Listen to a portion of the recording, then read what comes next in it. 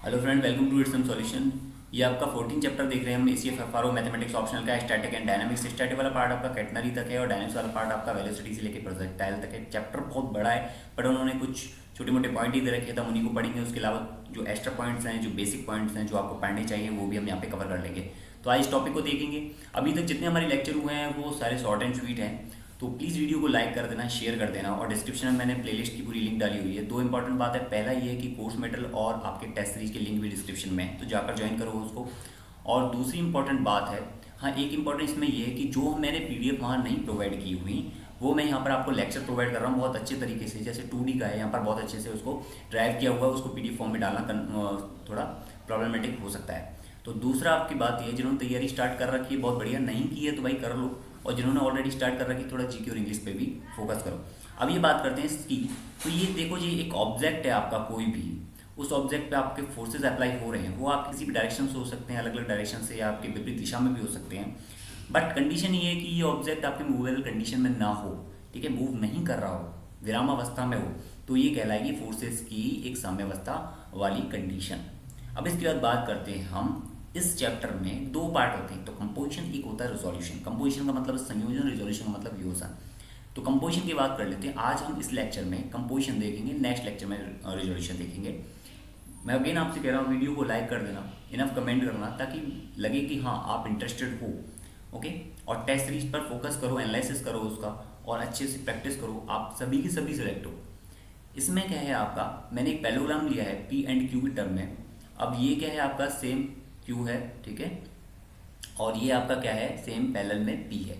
ये आपका रिजल्टेंट क्या है, आपका R है। और इसमें, इस क्वेश्चन में, इसमें इस फिगर में हमें क्या निकालना है, एक तो हमें सबसे पहले इंपॉर्टेंट हमें एंगल निकालना है। एंगल निकालना है, वो भी कौन सा, आपका थीटा, यानी कि आपके रिजल्टेंट, या फिर आप अल्फा भी निकाल सकते हो, उससे कोई दिक्कत नहीं है, जो भी आपको वहाँ पूछा हुआ आप वही निकालो। सेकंड, आपको रिजल्टेंट निकालना पड़ेगा। थर्ड आपके लिए जो इंपॉर्टेंट है वो है कंडीशंस, जो आपके लिए सबसे ज़्यादा इंपॉर्टेंट है, और क्वेश्चन में आपको कहीं से भी किसी भी चीज़ से पूछी जा सकती हैं। तो यही क्वेश्चन बनते हैं इनसे। अब इनको देख लेते हैं वन बाई वन। तो सबसे पहले मैं आपको बताता हूँ कि रिजल्टेंट है, सभी कंडीशन में जो आपके फोर्सेस हैं उनका क्या रहेगा, सदिश योग रहेगा आपका रिजल्टेंट। चाहे वो आपके अपोजिट डायरेक्शन में लग रहे हो, चाहे आपके सेम डायरेक्शन में लग रहे हो, चाहे आपके वो किसी भी एंगल पे लग रहा हो, उससे कोई फर्क नहीं पड़ता, वो रिजल्टेंट आपका क्या रहेगा, आप उसको आर मानोगे। बाकी वैल्यू क्या आएगी वो बाद में देख लेंगे। अब यहाँ पर मैं आपको एक चीज़ बता देता हूँ कि देखो ये क्या हो जाएगा, आपका अल्फा माइनस के थीटा हो जाएगा, क्योंकि ये कंप्लीट क्या है, ग्रीन में अल्फा है, तो ये भी क्या हो जाएगा, एकांतर कोण से अल्फा माइनस के थीटा हो जाएगा। अब इसको ध्यान से देखो, ये एंगल क्योंकि पैरेलल में है, तो ये एंगल क्या हो जाएगा आपका, पाई माइनस के अल्फा हो जाएगा। तो यहाँ पर एंगल का डिनोटेशन तो हो गया। अब इसके बाद बात करते हैं हम कुछ फॉर्मूलेस की, तो जाके आपको इजीली समझ में आ जाए तो उसको अच्छे से कर लेते हैं। ये एक ट्रायंगल लिया हुआ मैंने ABC, और जैसे इसमें ये एंगल है आपका A, और ये एंगल है आपका B, ठीक है, और ये एंगल आपका C है। अगर मैं साइन फॉर्मूले की बात करता हूँ इस ट्रायंगल में, तो साइन A अपॉन में क्या हो जाएगा, आपके सामने वाली साइड BC, साइन B क्या हो जाएगा आपका, साइन B हो जाएगा इसके सामने वाली साइड कौन सी है, AC। लेकिन अगर आपको एंगल ही एक दिया है, एंगल दूसरा नहीं दिया है, जैसे इसको हटा देते हैं, यहाँ पर आपको एंगल ही एक दे रखा है, तो उस कंडीशन में आप कोसाइन फॉर्मूला यूज करोगे। वो कैसे, कॉस A और सामने वाली साइड का स्क्वायर आप सब्ट्रैक्ट करोगे, बाकी साइडेड जो होंगी, यानी आपकी रिमेन साइड होंगी, वो आप ऐड कर दोगे स्क्वायर के साथ, प्लस के AC का स्क्वायर माइनस के सामने वाली जो साइड है, front side of this angle जो आपने यहाँ पर नोट किया हुआ है, उसका square upon 2AB into AC। Clear. ये दोनों फॉर्मूले मैंने आपको बता दिए। ये कब लगेंगे, जब आपके पास क्या है, एक एंगल है, और दूसरा कब है, जब आपके पास दो एंगल हैं और आप कंपेयर कर रहे हैं। अब हम पहला इंपॉर्टेंट बात कर लेते हैं, हम एंगल को निकालना है हमें। तो सबसे पहले हम ट्राइंगल ABC में देख लेते हैं, ठीक है, ट्राइंगल ABC में देख लेते हैं। अब इस ट्राइंगल में देखोगे, ABC आपको यहाँ पर दिख रहा होगा, तो देखोगे आप साइन थीटा अपॉन ये क्या होगा, सामने वाला कौन सा फोर्सेज है, वो है आपका Q। तो Q को मैं इस तरह से लिख देता हूँ, थीटा और Q में कंफ्यूजन ना हो। इसके बाद हम इस एंगल को ले लेते हैं, अल्फा माइनस के थीटा, इसके सामने वाला फोर्स कौन सा है, वो है आपका P। जैसे आपको उसको सॉल्व करना है, P sine theta, okay, equal to आपका ये क्या है Q, ये क्या है आपका sine alpha cos theta, okay, minus की आपका cos alpha sine theta. Clear है बात यहाँ तक। आपको इसमें कुछ नहीं करना है, जस्ट टेन थीटा को निकाल लो या अल्फा की टर्म में निकाल लो, जैसे भी आपको लगता है सुटेबल। तो यहाँ पे मैं आपको डायरेक्ट टेन थीटा लिख देता हूँ। टेन थीटा क्या आ जाएगा आपका क्यू साइन अल्फा अपॉन में आपका पी प्लस के क्यू कॉस अल्फा। ठीक है, बात क्लियर हो गई। तो ये आपका क्या आ गया, एक सिंपल सा फॉर्मूला ड्राइव हो गया अल्फा के टर्म में थीटा का। और ये क्या है, हमें जितने भी फॉर्मूले ड्राइव करने हैं वो हमें अल्फा के टर्म में करने हैं। अल्फा पी एंड क्यू हमारे पास यही अननोन है, थीटा तो हमने माना हुआ है इसलिए मैंने रेड में लिखा हुआ है। ठीक है, तो ये क्या हो जाएगा आपका एक थीटा के टर्म में, वो सॉरी अल्फा के टर्म में थीटा की वैल्यू होगी। अब इसके बाद हम नेक्स्ट पे चलते हैं, एक आपका रिजल्टेंट। ठीक है, रिजल्टेंट को निकालते हैं। रिजल्टेंट के लिए मैंने आपको क्या बताया, देखो ये क्या था आपका, ये आपका हो गया था पाई माइनस के अल्फा। ये आपका क्या हो गया था यहाँ पर, ये हो गया था आपका अल्फा माइनस के थीटा, क्योंकि ये क्या था आपका अल्फा माइनस के थीटा था। हमें इन चीज़ों की जरूरत पड़ेगी। ये आपका क्या है आर है, और ये आपका क्या है यहाँ पर, ये जो फोर्स है वो है आपका क्यू। ठीक है, तो हम क्या करेंगे, कोसाइन फॉर्मूला लगाएंगे। कोसाइन फॉर्मूले में हम क्या यूज करेंगे, सेम त्रिभुज एबीसी में कॉस पाई माइनस के, मैं आपको क्यों बताता हूँ ड्राइव करना, ताकि आप कंफ्यूज ना हो। वहाँ पे अगर कुछ एंगल वेंगल चेंज हो गया, डिनोटेशन चेंज हो गया, तो आप रट के गए हो और थोड़ा सा प्रॉब्लमेटिक है। तो रट के कभी नहीं जाना है किसी मैथमेटिक्स के फॉर्मूले को, सभी ड्राइव होते हैं, तो उनको थोड़ा सा दिमाग में रखो अपने, और ड्राइव करना सीख लोगे तो आपकी मेंसुरेशन जैसे टॉपिक हैं और बाकी सभी टॉपिक हैं वो इजीली कवर हो जाएंगे। ओके, तो कितने फॉर्मूले याद रखोगे वरना, कॉस पाई माइनस अल्फा, इसके सामने वाली साइड है आर को छोड़ देंगे, बाकी सामने वाले जो साइड्स फोर्सेज हैं उनको हम ऐड कर देंगे स्क्वायर करके, माइनस की आपका सामने वाले जो साइड का फोर्सेज है वो कितना है, आर रिजल्टेंट वाला है 2pq।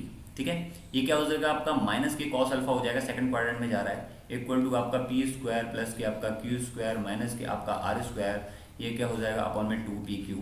अब देखो ये आर जाएगा इधर साइड और ये माइनस का जाएगा इस साइड, तो प्लस हो जाएगा। तो यहाँ पर मैं आर की स्क्वायर की वैल्यू डायरेक्ट लिख देता हूँ, वो कितनी हो जाएगी, पी स्क्वायर प्लस के आपका क्यू स्क्वायर प्लस के आपका 2pq कॉस अल्फा। बात क्लियर है। यहाँ पे आप रिजल्टेंट की वैल्यू निकाल सकते हो किस तरह से, आप इसको अंडर रूट कर लो सेम पूरी टर्म को, पी स्क्वायर प्लस के क्यू स्क्वायर प्लस के 2pq कॉस अल्फा। अब आप एक चीज़ देख रहे हो, जो हमने एंगल निकाला था थीटा, वो भी किसकी टर्म में था, आपके अल्फा की टर्म में। ठीक है, और आपका यहाँ पर ये जो है रिजल्टेंट निकाला वो भी किसमें, पी क्यू और आपके अल्फा के टर्म में। तो ये याद रखना कि आपके पास रिजल्टेंट जो है वो और आपके पास ये थीटा जो है वो, ये आपने दोनों माने हुए हैं, तो आप इन्हीं की क्या वैल्यू निकाल रहे हैं किसकी टर्म में, अल्फा और पी एंड क्यू की टर्म में। अब तीसरा जो इंपॉर्टेंट पॉइंट है वो ये है आपका,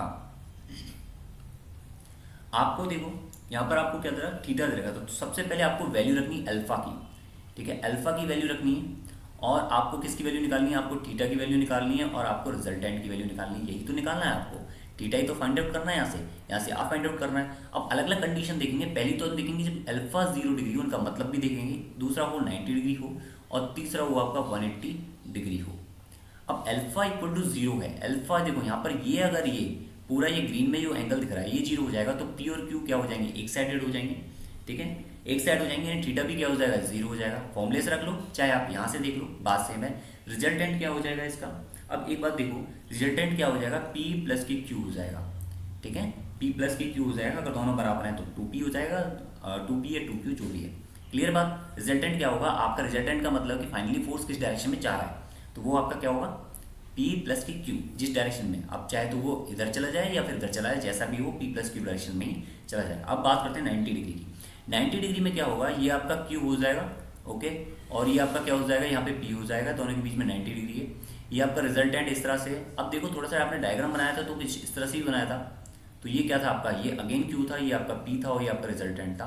पाइथागोरस डिग्री होगी आपको, तो पाइथागोरस में आपको क्या दिख रहा है कि भाई रिजल्टेंट कितना आएगा आपका, P स्क्वायर प्लस के आपका Q स्क्वायर आएगा। बात क्लियर है यहाँ तक, ये बात आपको क्लियर होगी। अब बात करते हैं हम थीटा की, तो यहाँ पर आप अल्फा को क्या रख लो, 90 रख लो, तो साइन 90 की वैल्यू कितनी होती है, 1 होती है। यहाँ पर कितना हो जाएगा, ये पूरी टर्म 0 हो जाएगी, तो Q बाई P क्या हो जाएगा आपका थीटा क्या हो जाएगा, थीटा हो जाएगा आपका tan inverse Q by P।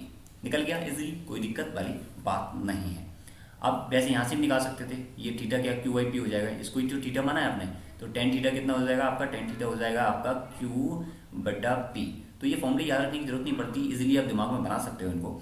अब 180 की बात करते हैं। 180 का मतलब ये है कि अगर ये Q पूरा इस डायरेक्शन में चला जाए, ठीक है, ओके, ये आप देखो, इसको भी तरीका देख लेना, ये बहुत सिंपल सा है। ये आपका Q है, इस डायरेक्शन में चला जाए, ये आपका मिड पॉइंट था, और ये जो आपका कितना है, ये आपका अल्फा जो है वो 180 डिग्री हो गया है। आपका अगर रिजल्टेंट कहाँ जाएगा, अब देखो एक बात इसमें इंपॉर्टेंट ये है कि जब आपका क्या हो गया, जब आपका 180 डिग्री हो गया तो अगर आपका Q is greater than P है, Q ज़्यादा बड़ा है, तो आपका रिजल्टेंट किस डायरेक्शन में जाएगा, Q की डायरेक्शन में जाएगा। तो आपका रिजल्टेंट उस कंडीशन में क्या हो जाएगा, उस कंडीशन में हो जाएगा Q माइनस के P। बट आपका अगर ये जो आपका फोर्स है P वो ग्रेटर देन Q है तो आपका रिजल्टेंट किस डायरेक्शन में जाएगा, P, क्योंकि P ज़्यादा जोर से खींचेगा तो Q R क्या हो जाएगा आपका रिजल्टेंट P माइनस के Q। ये बात क्लियर हो गई होगी यहाँ तक, ठीक है, ये बात आपको क्लियर हो गई होगी यहाँ तक कि ये क्यों आता है। अब इसके बाद बात करते हैं हम इसमें एंगल की। 180 आप रख दो, अल्फा 180 रखोगे तो अगेन क्या हो जाएगा, ये पूरा क्या हो जाएगा, जीरो हो जाएगा। और थीटा जीरो दो कंडीशन में होता है आपकी, एक तो जीरो पे होता है, एक आपका 180 पे होता है, ठीक है, ओके।